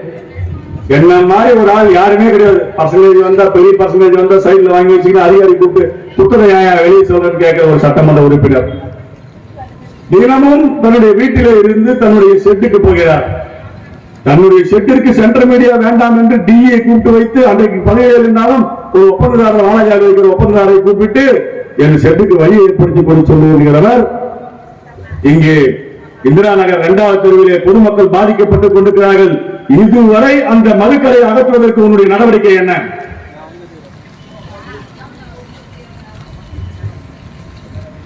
ஒவ்வொரு தொகுதிக்கும் உங்களின் மக்கள் முதல்வர் திட்டம் 10 கோரிக்கைகள் வைக்க சொல்றாங்க. இந்த தொகுதியுடைய சட்டமன்ற உறுப்பினர் என்ன கோரிக்கை வைத்திருக்கிறார் தெரியுமா? மருத்துவமனைக்கும் சார் பதிவாளர்களுக்கு இடையே இருக்கின்ற நீர்ப்பாசனத்துறையின் அலுவலகத்தை இடிக்க வேண்டும், நகராட்சியில் தீர்மானம் போட வேண்டும். நகராட்சி என்ன ஒப்பனை விட்டு சொத்தா? அன்றைக்கு உங்க அப்பா காலத்திலிருந்து இன்றைக்கு வரை பல ஜாதியை, பல மக்களை, பல இனம் இருக்கின்ற பல சமுதாயத்தை சேர்ந்தவர்களை ஏமாற்றி இன்றைக்கு அனுபவித்தது 1977 1967 6 நாட்களுக்கு பிறகு 1977 எச். ராமசாமி 80 சி. கோபால் 84 சண்முகம் 2001 வில்லுநாதன். இன்றைக்கு எத்தனையோ பேர் உங்களுக்கு அடுத்தபடியாக எல்லாரும் வந்து விட்டார்கள். இந்த சோளிங்கரில் மட்டும் உன்னை சார்ந்தவர்களும் திராவிட முன்னேற்ற கழகத்தை சார்ந்தவர்களும் இந்த சோளிங்கரை ஏமாற்றுகின்ற நகராட்சி தலைவருக்கும் பேரூராட்சி தலைவருக்கும் வேண்டுமானால் நீங்கள் தலைவராகலாம். அடுத்து ஒரே ஒரு படி கூட எவ்வளவு என்னைக்கு ஜெயிக்க முடியாது. 1980 உங்களுக்கு சிம்மசுப்பனமாக என்னுடைய தந்தையார் வந்தார். 2014 நான் வந்தேன். ரியல் எஸ்டேட் செய்கிறார் இவர், ரியல் எஸ்டேட் பினாமி பேரிலே. நான் மருத்துவமனைக்கு 13 சென்ட் இடத்தை கொடுத்தேன். இவர் சம்பாதிச்ச சொத்து பாவம், அதுவே புறம்போக்கு. இது சம்பந்தமா சார் பதிவாளரிடத்தில் இன்றைக்கு புகார் மனு இருக்கிறது, ஞாபகத்தில் வைத்துக் கொள்ளுங்கள். அதற்கு உடனடியாக தன்னுடைய பினாமி என்று கருதப்படுகிற உன்னிடத்தில் ஒரு பணிபுரிகிற எடுபடியை அமைத்து இன்னொரு பஞ்சாமிர்தம் ஒண்ணு, எல்லா கட்சிக்கும் சம்பந்தம் ஒரு பஞ்சாமிர்தம். சார் சார் அதெல்லாம் எதுவும் பண்ணாதீங்க, எம்எல்ஏ வந்து பேசுவார் சார். அந்த சபரீஷ் அலுவலகத்திலே 5/4/2024 முன்னூத்தி எம்எல்ஏ கையெழுத்து ஒரு பஞ்சாமிர்தம், வழக்கறிஞர் பணி செய்கிற ஒரு பஞ்சாமிர்தம் கையெழுத்து போடுறார், போலி கையெழுத்து. அந்த ஒப்பந்தத்தை, அந்த ஆவணத்தினுடைய நகலை கேட்டால் கையெழுத்தை உறுதி செய்தால் தெரியும். நாளைக்கே அந்த ஆவணத்தை மாற்றி கூட செய்வார்கள். இந்த சபரீஷ் சாரம் அவர்கிட்ட வேலை செய்ய எடுபடியும். சபரீஷ் சார் ஆபீஸ்ல எடுபடிக்கும் இன்னொருத்தனுக்கும் உள்ள வேலை. சபரீஷ் சார் ஆபீஸ் ரூம்ல உங்களுக்கு என்ன வேலை? எல்லா இடத்திலும் லஞ்ச ஒழிப்புத்துறை கண்காணித்துக் கொண்டு இன்னும் சோளிங்கருக்கு வரவில்லை. வந்து ஆய்வு செய்தால் அந்த சார் பதிவாளர் என்ன பதில் சொல்லுவார்? அடுத்து இவங்களே எல்லா தீர்மானம் போட்டுறது. இப்ப அந்த பில்டிங்கை இடிக்கிறதுக்கு பேரூராட்சி நகராட்சி பில்டிங்ல வந்து இடிக்கிறதுக்கு நீங்க தீர்மானம் போட்டு கொடுங்கன்னு கேட்கிறார் ஒரு சட்டமன்ற உறுப்பினர். இதெல்லாம் உங்க வீட்டு சொத்தா? எதுக்குடான்னு சொன்னா அதுக்கு பின்னால தன்னுடைய இடம், நான் சொன்ன அந்த மருத்துவமனைக்கு ஒரு இடம் கொடுத்தது புறம்போக்கு இடம், அதற்கு பக்கத்தில் இருந்து வாங்கினோம். இப்படித்தான் ஊரை சுற்றி உங்கள் பரம்பரையில் இருந்து வாங்கி சொத்துக்கள் எல்லாம் இன்றைக்கு எப்படி இருக்கிறது என்பதை நீங்கள் நினைத்து பாருங்கள். எந்த மடத்திலே இருந்து நீங்கள் வாங்கினீர்கள்? அப்படி ஒரு போலி டாக்குமெண்டை நீங்கள் அன்றைக்கே ரெடி செய்திருக்கிறீர்கள் என்று சொன்னால் நீங்கள் அந்த நீர்ப்பாசனத்துறையுடைய பில்டிங்கை இடிக்க வேண்டாம். உங்களுடைய சகோதரர் மகன் பெட்ரோல் பங்க் நடத்துகிற பாரத் பெட்ரோலியம் பக்கத்தில் இருக்கின்ற கால்வாய் இருந்தது, மூடிவிட்டார்கள். சுமதி தியேட்டருக்கு அருகில் இருக்கிற கால்வாயை மூடிவிட்டார்கள். வியாக்கியானம் பேசுகின்ற இந்த நகராட்சி ஆணையாளர் போய் அங்கே காவாயில தண்ணி தேங்குகிறது, காவாய்க்கு செல்லாமல். அதை போய் பார். சட்டமன்ற உறுப்பினர் தொகுதி திட்டத்திலே 10 திட்டத்திலே நீர்ப்பாசனத்தினுடைய பில்டிங்கை இடிக்க வேண்டும் என்று சொல்லுகிற நீ போயிருக்கிறார்கள் ஏரி கால்வாயை ஆக்கிரமித்து. அதை போய் முதலிலே நீ அப்புறப்படுத்து, அப்போதுதான் நீ யோக்கியமானவன். நீ இங்கே அஸ்வினி ஸ்கூலுக்கு பக்கத்தில் நிலம் ஏற்படுத்தியிருக்கிறாய். அன்றைக்கு பேரூராட்சிக்கு நீங்கள் வழங்கிய நகல் வேறு, டிடிசிபியில் பெறப்பட்ட உத்தரவு வேறு. அதிலே ஒரு குட்டையை மூடி இருக்கிறீர்கள், காவலை மூடி இருக்கிறீர்கள். இதுதான் நீங்கள் ரியல் எஸ்டேட். கேட்டால் எங்களுடைய பரம்பரை சொத்து வைத்துக் கொள்ளுங்கள், பரம்பரை சொத்தை விற்பனை செய்து கொள்ளுங்கள். யார் வேண்டாம் என்று சொன்னார்கள்? பொது வாழ்வில் இருக்கின்ற நகராட்சி தலைவராகட்டும் சட்டமன்ற உறுப்பினராகட்டும் யோக்கியமாக இருப்பதற்கு கற்றுக்கொள்ளுங்கள். இன்றைக்கு அந்த நீர்ப்பாசனத்துறை பில்டிங்கை இடித்து விட்டால் வழி பெரிய அளவில் கிடைக்கும். இவர் விற்பனை செய்த சொத்து பஜாரில் இருக்கின்ற ஒரு நகை வியாபாரி வாங்கியிருக்கிறார். இன்றைக்கு வரை அது மாவட்ட ஆட்சியரிடத்திலே அங்கே அந்த விற்பனை பெண்டிங்காக இருக்கிறது. இதற்கு எத்தனை முறை நீங்கள் நகராட்சி நீங்கள் மாவட்ட ஆட்சித்தலைவரையும் கீழே இருக்கின்ற அந்த மாவட்ட சார் பதிவாளரை போய் சந்தித்திருப்பீர்கள். உங்களை எடுப்பீர்கள் எல்லாம். இதெல்லாம் ஏன் சொல்லுகிறோம் என்று சொன்னால் இவர்கள் நினைத்தால் நகராட்சியில் தீர்மானம் போடுவார்களாம். 2000ஆம் ஆண்டு 836 சர்வே நம்பர் நகராட்சியினுடைய உறுப்பினர், நகரமன்ற இன்றைக்கு இருக்கிற நகர காங்கிரஸ் தலைவர், இவருடைய குடும்பத்திற்கு 836 சர்வே நம்பர் 50 சென்ட். சோழிங்கில் இருக்கிற வியாபாரிங்க, அனைத்து கட்சி பிரமுகர்கள் எல்லாம் நீங்கள் எல்லாம் சிந்தித்து பாருங்கள். அந்த நகர காங்கிரஸ் தலைவரோடு சிந்தித்து பார்க்க வேண்டும். அவர் சிரித்துக் கொண்டு, இல்லப்பா நாங்க 3 லட்சம் கட்டணும். அன்றைக்கு மணியக்காராக இருந்த வாலாஜாவை சேர்ந்த ஒரு நபர், நான் தகவல் சட்டத்திலே கேட்டிருக்கிறேன், உங்களுக்கு அங்கே பட்டா கொடுக்கப்படவில்லை என்று வருகிறார்கள். நீங்கள் இதை கொண்டு போய் டிஆர் வழக்கில் கொடுத்து நீங்கள் 3 லட்சம் ரூபாய் பணம் கட்டிவிட்டால், வருவாய்த்துறைக்கு சொந்தமான இடத்தை பேரூராட்சி தீர்மானம் போட்டுவிட்டால், உங்களுக்கு பட்டா கொடுப்பதற்கு யார் கொடுத்தது? அரசாணை இருக்கிறதா? இன்னும் சொல்ல போனால் இந்த சட்டமன்ற உறுப்பினர், கேடுகட்ட சட்டமன்ற உறுப்பினர், இவ்வளவுதான் தெரியும், டென்ஷன் ஆக தெரியும், பிபி ஏறும். என்ன கேட்கிறாரு? எதுக்கு வேணாலும் தீர்மானம். இவர் பேரூராட்சி மன்ற உறுப்பினர்கள் தலைவராக இருக்கும் போது எத்தனை தீர்மானம் போட்டு எல்லாத்தையும் எடுத்து வச்சிருக்கோம். எல்லாத்தையும் டேட்டு பக்காவா என்ன தீர்மானம் என்னோட வச்சிருக்கோம். 2014 இருந்து 16ஆம் ஆண்டு வரை மாவட்ட செயலாளர், 16 இருந்து 17 சட்டமன்ற உறுப்பினர். இந்த பிராடு வேலைகளுக்கெல்லாம் அன்றைக்கு நான் முடிவு கட்டாமல் விட்டு விட்டதுதான் இன்றைய பெரிய தவறு இந்த சோழிங்க நகரத்திலே. இதை ஏன் சொல்லுகிறோம் என்று சொன்னால், உங்களை தவிர யாரும் சோழிங்களை ஆட்டுவதற்கு ஆள் இல்லை என்றெல்லாம் நினைத்துக் கொள்ளாதீர்கள். உங்களுக்கு பின்னால் எத்தனையோ பேர் சோழிங்கருக்கு பக்கத்தில் இருக்கின்ற கிராமத்தில் இருக்கிறவர்கள் சட்டமன்ற. அடுத்தபடியாக அவரோடு இருப்பவர்களும் திமுகவில் இருப்பவர்கள் எல்லாம் புறம்போக்கு இடத்தை அனுபவிப்பதற்கு தான் இவர்கள் எல்லாம் அவருடைய பலத்தை பயன்படுத்திக் கொண்டிருக்கிறார்கள். திருத்தணி சாலையிலே ராமர் கோயில் பஜனை கோயிலுக்கு சொந்தமான ஒரு இடத்தை காங்கிரஸ் கட்சியில் இருக்கிற ஒரு நபர் இன்றைக்கு இங்கே இருக்கின்ற ஒரு ஜவுளி வியாபாரிக்கு வியாபாரம் பேசிக் கொண்டிருக்கிறார். வியாபாரிக்கு சொல்லுகிறேன், நீங்கள் அதை வாங்கினால் நிச்சயமாக உங்களுக்கு தான் தொந்தரவு என்பதை உங்களுக்கு நான் தெளிவுபடுத்த கடமைப்பட்டிருக்கிறேன். இன்றைக்கு நகை வியாபாரி ஒருவர் பஜாரில் இருப்பவருக்கு அந்த புறம்போக்கத்தை விற்பனை செய்துவிட்டு இன்றைக்கு வரை அதை ரிஜிஸ்டர் செய்யாமல் இருக்கிறார்கள். இப்போது ரிஜிஸ்டர் செய்திருந்தாலும் செய்திருக்கலாம். அதற்கு பின்னாலே இன்றைக்கு மயப்பிரிவிப்பை ஏற்படுத்திக் கொண்டிருக்கிறார் இந்த தொகுதி சட்டமன்ற உறுப்பினர். இதற்கு விவசாயிகளுக்கு சப்ளை செய்கின்ற வண்டல் மண் என்று போட்டுவிட்டு தாசில்தார் அந்த அனுமதியை பெற்றுவிட்டு அவர்கள் லாரி லாரியாக இன்றைக்கு மண்ணை கொள்ளையடித்து எத்தனை சேர்த்துக் கொண்டிருக்கிறார்கள். இதற்கெல்லாம் நீங்கள் எவ்வளவு விலை கொடுத்திருக்கிறீர்கள், அந்த விவசாயிகளுக்கு எவ்வளவு கொடுத்திருக்கிறீர்கள், ஏழை நடத்தவர் எவ்வளவு பணம் வாங்கியிருக்கிறார் என்பதை நீங்கள் நிரூபிக்க முடியுமா? இன்னும் சொல்ல போனால் ஐநேரி ஏரி நீராளத்துறையிலே எல்லாம் விவசாயிகளுக்கு மண்டம் என்ற பொருட்களை கொள்ளையடித்துக் கொண்டிருக்கிறார்கள். இதற்குத்தான் ஒரு சட்டமன்ற உறுப்பினர் பதவி கேட்டால் தான் கரைபடாத கரத்துக்கு சொந்தக்காரர். இதற்கு பஞ்சாயத்தில் திருத்தணியில் இருக்கின்ற ஒரு விஐபி இல்லத்திலே யார் இங்க இருக்கின்ற நகராட்சி தலைவரும் அவர் இடத்துல எடுபடியாக வேலை செய்வர்களும் ஒரு ஞாயிற்றுக்கிழமை காலையில் 8 மணிக்கெல்லாம் அங்கே உட்கார்ந்து கொண்டு ஏரியிலே மண் எடுப்பதற்கு பிராடு செய்வதற்கு உட்கார்ந்து பேசிக் கொண்டிருக்கிறார்கள். இன்னும் சொல்ல போனால் நான் சட்டமன்ற உறுப்பினராக இருக்கும் போது பேருந்துகளை எல்லாம் வழங்கினோம் அரசு நிலையத்திலே சொல்லி. இவருடைய வண்டிக்கு பின்னால் முன்னால் சென்று கொண்டிருக்கின்ற 777 எல்லாம் இன்றைக்கு நிறுத்திவிட்டார்கள். நீங்கள் எல்லாம் யாராக இருந்தாலும் எந்த கட்சியை சேர்ந்தவராக இருந்தாலும் பொதுமக்களாகிய நீங்கள் சிந்தித்து பார்க்க வேண்டும். நான் சொல்லுகிறேன், சோளிங்கிலிருந்து பெங்களூருக்கு, சோளிங்கிலிருந்து காஞ்சிபுரத்திற்கு, பானாவரம், நெமிலி, பணப்பாக்கம் வழியாக செல்வதற்கு நான் இருக்கும் போதே உத்தரவை பெற்றிருக்கிறேன். வேண்டுமானால் அந்த உத்தரவுடைய நகலை நான் வழங்குகிறேன். திமுகவினர் போய் அதையெல்லாம் பார்த்து செய்து அதையெல்லாம் ஏற்பாடு செய்து பொதுமக்களுக்கு உதவி புரியுங்கள். புறம்போக்கிடத்தையும் துக்கா வைப்பதற்கும் சூதாட்டங்களை நடத்துவதற்கு மட்டும் நீங்கள் உங்களை முனைப்போடு எடுத்துச் செல்வதற்கு நீங்கள் எல்லாம் இருக்காதீர்கள் என்பதை உங்களிடத்தில் சொல்ல கடமைப்பட்டிருக்கிறேன். நான் சட்டமன்ற உறுப்பினராக இருக்கும் போது பைபாஸ் ரோட் எனக்கு முன்பாக 2 நாட்களுக்கு முன்பாக நடைபெற்ற அதிமுக கூட்டத்திலே ஒரு சட்டமன்ற உறுப்பினர் முன்னாள் சட்டமன்ற உறுப்பினர் சொன்னார்களாம், நான் 20 ஆண்டுகளுக்கு செய்ய வேண்டிய பணியை செய்துவிட்டேன். ரொம்ப சந்தோஷம்.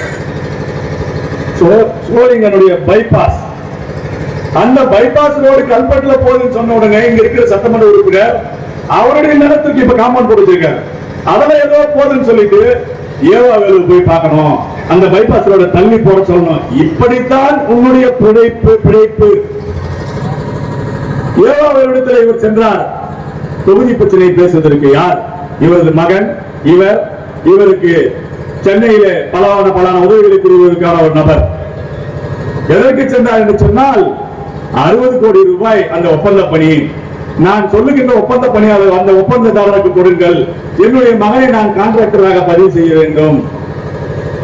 ஏன் தொகுதி பிரச்சனை செய்ய வேண்டும் என்று சொன்னால் தொகுதியில் நெமிலி, சோளிங்கர் எல்லா ஒன்றியம் இருக்கிறது, காவேரி பக்கம் ஒன்றியம் இருக்கிறது, நகரம் இருக்கிறது, பேரூராட்சி இருக்கிறது.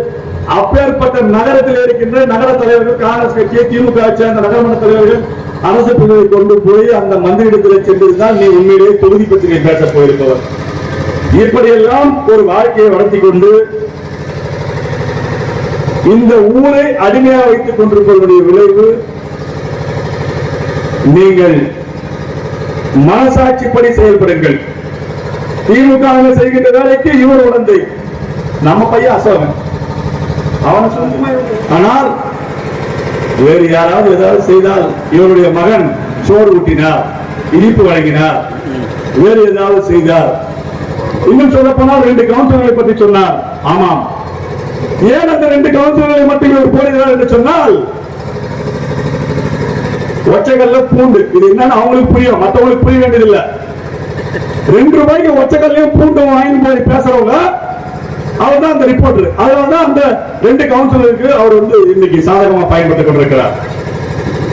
ஊடகம் என்பது, பத்திரிகை என்பது எல்லோருக்கும் சமமானது. எல்லோருக்கும் சமமாக இருந்து எல்லோருடைய செய்தியை போடுங்கள். கேட்டால் மேலிடத்திலே போடவில்லை, அது எந்த மேலிடம் என்று எனக்கு தெரியவில்லை. ஆனால் விளம்பர வேண்டும் என்று சொன்னால் அந்த பத்திரிகையிலிருந்து ஆளை அனுப்பிடுவார். கடந்த அண்ணாவுடைய பேரறிஞர் அண்ணாவுடைய 110வது பிறந்தநாள் வேலூருடைய மாநகராட்சி அமமுக சார்பில் நான் சென்று மாலை அறிவித்தேன். அன்றைக்கு தினத்தந்தி பேப்பர்களில் செய்தி வந்திருக்கிறது. அதை மட்டும் எப்படி போட்டார்கள்? பத்திரிகை நிருபர் இவருக்கு ஏதாவது ஒன்று இருந்தால் இவர் நல்ல நிலையை செல்லாமல் 3 ஆளாக 4 ஆளாக சென்று ஒரு ஒரு சர்வீஸ் கடைக்கு முன்னாக நின்று இவராக விழுந்து விட்டு அந்த கடைக்காரனை போலீஸ் ஸ்டேஷனுக்கு அழைத்து சென்றதெல்லாம் நீ பத்திரிகை என்ற நிருபரை வைத்து நீ யார்? ஏற்கனவே பக்கத்தில் இருக்கிற நம்ம கோவா அங்க போன கேப்ரல் டான்ஸ்ல இருந்து ரூம் போட்டு சீட்டாடுற ஒரு ஆளுக்கு அதிமுக வழிநடத்துற தகுதி இல்லாத எடப்பாடி உனக்கு சீட்டு கொடுத்தாருன்னு சொன்னா அது உனக்கும் அந்த தலைவனுக்கு இருக்கிற ஒரு கட்சியினுடைய பொய்ஷன் தான் சொல்ற. இரட்டைகளை பத்தி நீ சொல்ற, 1965 படிக்கும் போது ஆரம்பிச்சு 72 அதிமுக தலைவர் ஆரம்பிச்சதிலிருந்து 80 எங்க அப்பா ஜெயிச்சதிலிருந்து 89 அம்மா சேவல் நின்றதிலிருந்து 2006 எங்க அப்பா எலெக்ஷன் தோற்றதிலிருந்து 2016 நான் நிக்க வரைக்கும் நீ உங்க அப்பா வந்து வேலை செஞ்சீங்களா? ராஜா அரசியல் கத்துக்கோ. பேரூராட்சி தலைவர் 2009 தான் உங்களுடைய என்ட்ரி. இங்கே வருகின்ற முன்னாள் அமைச்சர் அண்ணன் செந்தமன் தான் அன்றைக்கு தேர்தல் அதிகாரி. நீ பணத்தை கொடுத்து விட்டு வேலூரில் இருக்கின்ற ஒரு நபரத்திலே பதவியை பெற்றுக் கொண்டு வந்தவர் நீயும் உங்க அப்பாவும். ஒன்றை மட்டும் உனக்கு சொல்லிக் கொள்ள விரும்புகிறேன், அரசியலை அரசியலாக பார். இரட்டைகளை ஏன் இரட்டையை உங்க அப்பா தான் வடிவமைத்து கொடுத்தாரா புரட்சி தலைவருக்கு? இல்லை நீ வடிவமைத்து கொடுத்தாயா? லட்சம் லட்சம் தொண்டர்களுடைய மத்தியிலே ரத்தத்தை புரட்சி தலைவர் உருவாக்கிய இயக்கம் அதிமுக. நாங்கள் அதிமுகவுக்கு துரோகம் செய்யவில்லை. இன்றைக்கு வரை நாங்கள் புரட்சி தலைவருக்கும் புரட்சி தலைவர் அம்மாவுக்கும் விசுவாசமாக இருக்கிறோம். உன்னை போன்றோ நீ தலைவராக ஏற்றுக்கொண்டிருக்கின்ற எடப்பாடியை போல நாங்கள் விசுவாசம் இல்லாமல் இல்லை, துரோகிகளாக இல்லை. போய் உன்னுடைய தலைவர் எடப்பாடியை போய் கேட்டுப்பார். இன்றைக்கு உங்களுக்கு எல்லாம் ஒரு தொகுதி செயலாளரை போட்டிருக்கிறார்கள், அவர் பேச வேண்டாம். ஆனால் இரட்டைகளுக்கு விசுவாசமாக இருந்து அதிமுகவுடைய ஆட்சி காப்பாற்றப்பட வேண்டும் என்று சின்னம்மாவும் டிடிவி அண்ணன் அவர்களும் சொன்னதுக்கு நாங்கள் எல்லாம் கட்டுப்பட்டு ஓட்டு போட்டு வந்திருக்கிறோம். இன்னும் சொல்ல போனால் ஒரு 9 நபர்களின் பெயரை நான் சொல்வதற்கு கடமைப்பட்டிருக்கிறேன். ஆனால் இது பொது மேடை, அரை வேக்காடு. நன்றாக கற்றுக்கொள். உன் எடப்பாடியை போய் கேள், பூவத்தூரிலே யார் விசுவாசமாக இருந்தார்கள்? யார்? நாங்கள் தங்கியிருந்தது பூவத்தூர் பூம்போடு என்ற இடத்திலே உன்னுடைய தொகுதி செயலாளர் தங்கியிருந்தார். இரவோடு இரவாக அவரும் இன்னொரு சட்டமன்ற உறுப்பினர் பெயரை சொல்ல விரும்பவில்லை. சுவர் ஏறி குறித்து ஓடுவதற்கு ஓபிஎஸ் பின்னாலே தயாராக இருந்தவர் தான் இன்றைக்கு அதிமுக மாவட்ட செயலாளர். அவர் எப்படி இருந்தார் என்பதை அண்ணன் சிவி சண்முகத்தில் கேட்டுப்பார். இரவு 12 மணிக்கு போய் சிவி சண்முகம் அழைத்து வந்து படுப்பதற்கு இடம் இல்லாமல் அவர் எங்க படுத்துக் இருந்தார் என்பதை நீ கேட்டுவிட்டு நாளைக்கு ஏதோ ஒரு பேரூராட்சி தலைவராக அன்றைக்கு மக்களை சாடி விட்டு சென்றிருக்கிறாய். நீ மக்கள் ஓட்டு போடவில்லை, நீங்க எப்படியாவது போங்கள் என்று. ஏன் நீ உங்க அப்பாவும் அன்றைக்கு கபடி ஆடிக்கொண்டு தெரு தெருவாக நீங்கள் பணத்தை கொடுத்தீர்களே, அப்போது மக்கள் பணத்தை வாங்கிக் கொண்டு உன்னை வெற்றி பெற செய்யவில்லையா? ஏன் இன்றைக்கு 27 வார்டிலே ஒரே ஒரு வார்டு அதிமுக வெற்றி பெற்ற உங்களுடைய அண்ணன் வெற்றி பெற்றாரு. எத்தனை லட்சம் செலவு செய்தார்? எதிர்கட்சி வேட்பாளர்களுக்கு எத்தனை லட்சத்தை கொடுத்தார்? இதெல்லாம் நான் பேசவில்லை, ஊர் பேசுகிறது. ராஜா, நீ இரட்டையை பற்றி பேசுவதற்கு உனக்கு என்ன தகுதி இருக்கிறது? 1974 நீயும் உங்க அப்பாவை வேலை செய்தீர்களா? 80 வேலை செய்தீர்களா? 89 புரட்சி தலைவர் அம்மாவுக்கு அணி கண்ட போது எங்கள் தந்தை இருந்த போது நீங்கள் வேலை செய்தீர்களா? இல்லை 96 புரட்சி தலைவர் அம்மாவுக்கு சோதனையான காலம் வந்த போது நீ உங்க அப்பா நீங்க சோழிங்கிற எங்க அப்பா அன்னைக்கு பேரூராட்சி தலைவருக்கு நிற்கும் போது வந்து வேலை செஞ்சீங்களா? 2 பேர் தான் அன்னைக்கு அடிவில் நின்னுவாங்க. மற்ற எல்லாரும் அதிமுக ஒத்தவரை அன்னைக்கு வேட்பாளர் அன்னைக்கு பேரூராட்சியில் நிக்கிறதுக்கு தகுதி இல்லாத ஓடி போயிட்டோம். கட்சியை பத்தி நீ பேசுற. நாங்கள் 7 ஆண்டுகள் ஆகிவிட்டது. நாடாளுமன்ற தேர்தல் தோல்விக்கு பிறகு இங்கே இருக்கின்ற ஒரு சைக்கிளை தேடி விட்டு வந்து அதிமுக பதவியில் இருப்பவரும் இந்த கோயிலே பாக்கி வைத்திருக்கிறார். அந்த கோயிலை பாக்கி வைத்திருப்பவர் முன்னாள் நகர செயலாளர், இன்றைக்கு மாவட்ட பொருளாளர். அவரும் நீயும் எங்களை பற்றி நீ எடப்பாடி நாங்கள் எல்லாம் வேட்பாளராகவே நிற்கவில்லை, அவர்கள் விடவில்லை. ஏன்? கோபால் மட்டும்தான், கோபால் குடும்பம் மட்டும்தான் அதிமுக இருந்தார்களா? 84 அண்ணன் சண்முகம் வரவில்லையா? ஏன் 2001 வில்லுநாதன் வரவில்லையா? இல்லை மாவட்ட செயலாளர் கோபால் மட்டும்தான் இருந்தால், பார்த்திபன் மட்டும்தான் இருந்தாரா? ஏன் பாண்டரங்கன் அண்ணன் பாண்டரங்கன் இல்லையா? எல்கேபி வாசி இல்லையா? நீலகண்டன் இல்லையா? சந்திரசேகர் இல்லையா? அப்போதெல்லாம் நீங்கள் என்ன கீழ்த்தி விட்டீர்களா? அழகான அரசியலை பார்த்து பேச. எப்பவுமே ரெட்டையிலுக்கு உனக்கு என்ன சம்பந்தம்? எங்களை பத்தி பொது மேடையில பேசுறா நீ பெரிய ஆளு, ஆஹா ஒரு பேசிட்டாரு, சிறப்பா பேசுற. ராஜா, உன்னை யாரும் நாளை காலைல திரும்பி பார்க்க மாட்டான். ஏன்னா உன் தகுதி என்ன, நீ என்ன பண்ற, ஏது பண்றது எல்லாருக்கும் தெரியும். நான் என்ன பண்றது எல்லாருக்கும் தெரியும். ஒரு பஞ்சாபத்தை வச்சுக்கினு எவனோ டிஜிபி ஆபீசரா சேரனை வச்சுக்கினு இவனை பண்றது, போலீஸுக்கு சொல்றது, இதை சொல்றது, அதை சொல்றது, இந்த மாதிரி எடுப்பு வேலை மட்டும்தான் உங்களால பண்ண முடியும். போய் மக்களுக்கு சேவையை செய்ய. ரூபாய் போட்டு 1000 ரூபாய் தரலாம், தவறு சொந்த வச்சு தவறை தூக்கி போலாம் எண்ணத்துல நீ அப்பா வரது அரசியலுக்கு என்ன சேவை செய்திருக்கிறாய் நீ இதுவரை சோழிங்கர் மக்களுக்கு? பேரூராட்சி மன்ற உறுப்பினர் தலைவராக இருக்கும்போது நான் சேவைகளை செய்தேன். ஒரே உதாரணம் சொல்லுகிறேன். அப்துல்லா என்ற ஒப்பந்ததாரர் பெயரில் கட்டிருக்கிற பேரூராட்சி மன்றத்தின் தரத்தை ஆய்வு செய்தால் அந்த அப்துல்லா நீங்க சேர்ந்து ஜெயிலுக்கு போவீங்க, ஞாபகம் வச்சுக்க. அன்றைக்கு பேரூராட்சி மன்ற தலைவராக இருக்கும்போது இவர் பிஎல், இன்றைக்கு நாடாளுமன்றத்துடைய வேட்பாளராக இருக்கும்போது இவர் வந்து சார் இது இருக்கிற எல்லா வியாபாரியும் தெரியும், பத்திரத்தவங்களுக்கு தெரியும், ஊர்ல இருக்கிற எம்எல்ஏ தெரியும், நகராட்சி தெரியும், எல்லாரும் தெரியும். எல்லாருமே கூட்டுக்கலாரி எப்படின்னா ரியல் எஸ்டேட் சார். ஏஎன்எஸ் நகர் கருமாரியம்மன் கோயிலுக்கு பின்னால போட்டாங்க சார். அதுல 2 ஏரிக்காவா 1 ஏரிக்காவா மூட்டாங்க சார். அப்படியே வியாபாரம் பண்றோம்னா 2 ஏரிக்கு 2009 22/12/2008 அவங்க அம்மா செத்து போனாங்க. கரெக்டா விளம்பரம் வரும், நீங்க ஒன்னா பாருங்க. செத்து போன அம்மா 7/5/2009 உயிரோட வர வச்சு சப் ரிஜிஸ்டர் ஆபீஸ்ல பத்திரப்பதிவு பண்றாங்க. யாரா இதுக்கு சாட்சின்னு சொன்னா பெரியவர்களே தாய்மார்களே, இந்த ஊரில் ஐஓபி வங்கியில பல லட்சம் பல கோடி கொள்ளை போயிருக்கிறது. பல கோடிக்கணக்கான நகைகள் ஏழை எளிவரிடத்தில் கொள்ளையடிக்கப்பட்டிருக்கிறது. அந்த ஐஓபியில யாருக்கு லோன் அதிகமாக கொடுத்திருக்கிறார்கள்? இந்த நாடாளுமன்றத்தில் போட்டியிட்ட அதிமுக வேட்பாளர் குடும்பத்திற்கு தான். சென்று பாருங்கள். அந்த ஐஓபியுடைய ஜெனரல் மேனேஜராகவோ அந்த பிஎம் இருக்கிறவோ யாரோ வந்தால் கூடையிலே ஒரு பெண் அதிகாரிக்கு கூடையில பூ வாங்கி கொடுத்து கொட்டிய நீ எல்லாம் ரெட்டலையை பற்றி பேசக்கூடாது. இன்றைக்கு சொல்லுகிறேன், அந்த ஐஓபியில காவல் நிலையத்திலே விசாரணைக்கு வரும்போது ஒன்றுக்கு முதலாக 2 வியாபாரிகளை பஜாரிலே இருந்து சென்று மாட்டிவிட்டு கையெழுத்து வாங்கி அனுப்பியவர்கள் தானே நீங்கள். அந்த அவருடைய தாயை மறைந்துவிட்ட தாயை உயிரோடு வர வைத்ததெல்லாம் நாங்கள் பத்திரத்தை மாற்றிவிட்டோம், ரத்து செய்து விட்டோம். தம்பி, உன்னை பிரச்சனை பண்ணது அன்னைக்கு பிரச்சனை பண்ணணும்னு சொன்னவன் நான், காப்பாத்துறேன்னு சொன்னது நீ சொன்ன பாரு எத்தனையோ பதவியை அனுபவிச்சாங்கன்னு. என்னுடைய தந்தை திரு சி கோபால் அவருடைய தம்பி தமிழ்ச்செல்வன் அவர்களும் எதற்காக என்ன சொன்னால் உன்னோடு சுற்றி கொண்டிருக்கின்ற ஒரு பஞ்சாமிர்த பிராடுக்காக தான் இன்னைக்கு நாங்க விட்டு கொடுத்தோம், ஞாபகம் வச்சுக்கோ. அந்த பஞ்சாமிர்த பிராடு பண்ற வேலைக்கும் நீங்க பண்ணதுக்கும் அன்னைக்கு நீ தப்பினுடைய காரணம் அவங்க 2 பேரும் உன்னை காப்பாற்றி விட்டாங்கன்றத ஞாபகம் வச்சுக்கோ. அன்றைக்கு சாட்சி கையெழுத்தும் அந்த பத்திரத்தில் கையெழுத்துட்டு போற அந்த பத்திரம் இன்றைக்கு கூட நீ ரத்து செய்தால் கூட இருக்கும். எத்தனை ஆண்டுகள் ஆனாலும் நிற்கும். உன்னுடைய சித்தியுடைய மருமகன் ஐஓபியுடைய ஊழலில் இடம்பெற்ற பாபு என்கின்றவர், அவர் என்ன வாக்குமூலம் கொடுத்தார்? என்னுடைய பணத்தை எல்லாம் மணிகண்டத்திலும் அவங்க அப்பா கிட்ட விஜயகிட்ட தான் கொடுத்தோம் தான் சொன்னார். நீ இன்றைக்கு அரசியல் அதிகாரத்தில் இருந்ததுக்காகத்தான் ரட்டையை பயன்படுத்திக் கொண்டிருக்கிறாய். நன்றாக நினைவில் வைத்துக் கொள்ளும், இதெல்லாம் சட்டம். ஏழு காமாட்சி நகரில் நீ பேரூராட்சி தலைவராக இருக்கும் போது நீ போட்ட இடத்திற்கு எப்படி நீ சிமெண்ட் சாலை போட்டாய்? இவற்றையெல்லாம் நாங்கள் பேசுகிறோம் என்று சொன்னால் ஏதோ வாய்க்கிலே பேசுகிறார்கள் என்று நினைத்து விடாதீர்களே பெரியவர்களே, தாய்மார்களே. இந்த ஊரில் இருக்கின்ற ஒவ்வொரு சாமானிய மக்களும் பொதுமக்களும் வியாபாரிகளும் நீங்கள் உங்களை நன்றாக சீர்தூக்கி சிந்தித்து பாருங்கள். திராவிட முன்னேற்ற கழகத்தை சார்ந்தவர்களுக்கும் இன்றைக்கு பதவியில் இருப்பவர்கள் சொல்லுகிறோம், பார்த்துக் கொள்ளலாம் என்று மட்டும் நினைக்காதீர்கள்.